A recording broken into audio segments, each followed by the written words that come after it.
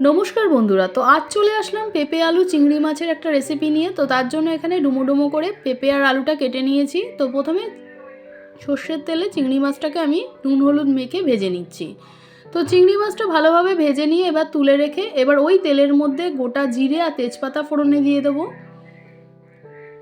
আর দিয়ে দেবো একটা মাঝারি সাইজের পেঁয়াজ কুচিয়ে নিয়েছিলাম, তো সেটা দিয়ে দিলাম। তো পেঁয়াজটা হালকা ভাজা আসলে এর মধ্যে কেটে রাখা পেঁপে আলুটা দিয়ে দিচ্ছি।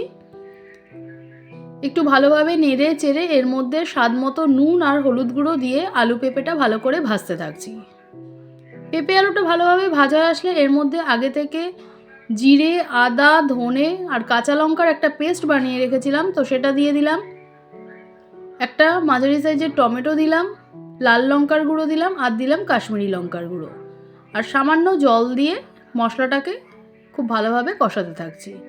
তো পেঁপের সঙ্গে মশলাটাকে খুব ভালোভাবে কষানো হয়ে আসলে এর মধ্যে বেশ কিছুটা জল দিয়ে ঢাকা চাপা দিয়ে সেদ্ধ হতে দেবো। তো সেদ্ধ হয়ে আসলে এর মধ্যে দিয়ে দিলাম স্বাদ মতন চিনি আর আগে থেকে ভেজে রাখা চিংড়ি মাছটা দিয়ে আবারও একটু নেড়ে চেড়ে নিয়ে ওপর থেকে গরম মশলা ছড়িয়ে দিলাম আর 1 চামচ ঘি দিয়ে নামিয়ে নেবো। তো তৈরি হয়ে গেছে পেঁপে আলু চিংড়ি মাছের রেসিপি। ভালো লাগে থাকে লাইক, শেয়ার, সাবস্ক্রাইব করে সাথে থাকবেন।